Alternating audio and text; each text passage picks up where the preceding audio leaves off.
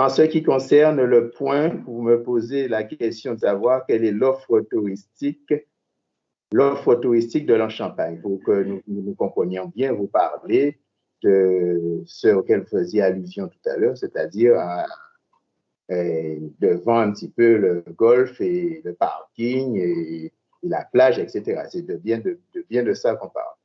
Donc, vous me dites donc de faire le point sur l'offre touristique de l'Anse-Champagne.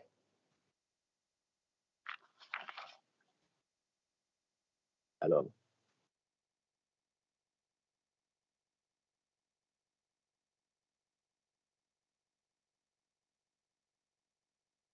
par quoi commencer?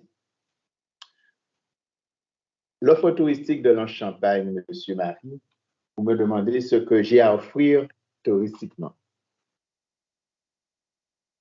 Avez-vous laissé quelque chose à offrir? Posons-nous cette question en amont. Puisque l'offre touristique de l'Anse-Champagne mérite certainement un foncier. On est bien d'accord? Quand je regarde un peu, même de loin, je constate qu'il y avait deux fonciers. Un foncier total de 3 hectares, plus un autre foncier d'1 hectare et quelques. Le foncier de 3 hectares, vous l'avez vendu pour 7 millions d'euros à la CEMAG. Donc, vous réduisez d'autant, à due concurrence, les possibilités d'offres touristiques, puisque vous l'avez vendu et finalement, la CEMAG se proposait de construire des villas.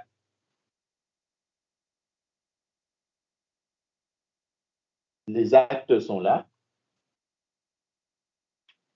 J'ai repris le dossier, les actes sont là. L'autre terrain, vous vous êtes empressé de le vendre. Tenons-nous bien.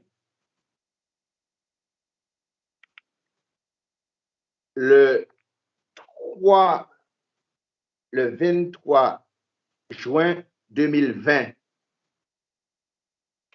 vous vous êtes empressé de le vendre pour quel est le prix? Quel prix déjà? Quel est le prix de ce terrain? Pour 1 million, pour la vente en cas de réalisation, pour 4 millions 22 000 euros. Vous avez procédé à cette vente le 23 juin, entre les deux tours des élections. L'élection a eu lieu le 28, soit 5 jours après.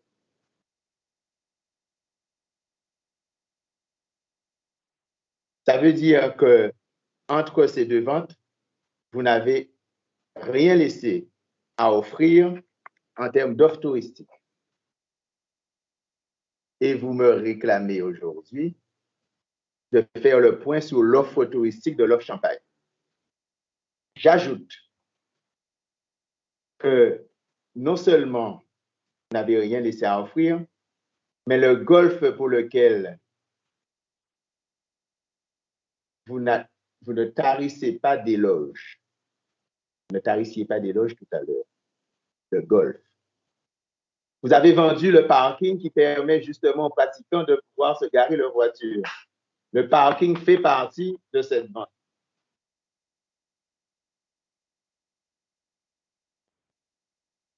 Comment les pratiquants de golf, que vous dites, que vous appelez de vos voeux, etc., pourraient venir, puisqu'il n'y a pas que des personnes qui habitent autour, qui viennent, des personnes viennent de partout, puisqu'il n'y a qu'un golf sur la Guadeloupe. Comment vous voulez qu'ils se mettent là en place? Comment ils se garent? Puisque vous l'avez vendu le parking. Et vous savez quoi, Monsieur Marie? C'est l'acheteur qui un jour m'a interpellé. Je lui ai dit, mais c'est-à-dire la CEMAG, le directeur de l'époque, qui vient de rendre son tablier, m'appelle et m'interpelle, me dit, monsieur le maire, vous savez que vous n'avez plus de parking puisque je vais commencer mes villas. Parce qu'il était dans la dans une logique de promotion immobilière. C'est-à-dire, une fois que les villas sont fermées, etc., clac, clac, clac, il n'y a pas d'hôtel, il n'y a pas de chalandise dans les barrages, contrairement à ce que vous dites. Et lorsque ces villas sont là, ces villas, une partie des villas sont sous le privatif, bien entendu, avec tout ce que cela suppose. Et c'est là, mais il me dit, mais j'avais interpellé l'ancienne équipe, j'avais interpellé vos prédécesseurs, ils vont trouver une solution avec l'autre terrain. Mais l'autre terrain, vous l'avez vendu aussi à la même personne. Expliquez-moi ce que vous avez laissé pour que j'offre aux Saint-Franciscains et, bien entendu, à l'économie touristique. Puisque vous avez vendu la totalité du foncier est partie à des ventes. Si M.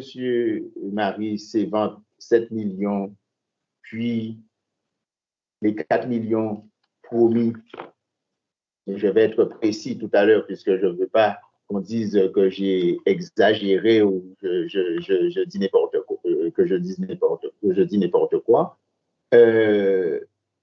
Au moins j'aurais dit que ça permettait en fait d'éponger, etc. On a vu tout à l'heure, on a supposé même lorsqu'on fera du toilettage, de tout ce que vous voulez, qu'on sortira, qu'on va revenir à moins 5, moins 7, moins 6, 7 millions d'euros, mais on restera toujours dans un delta important avec une capacité financière obérée.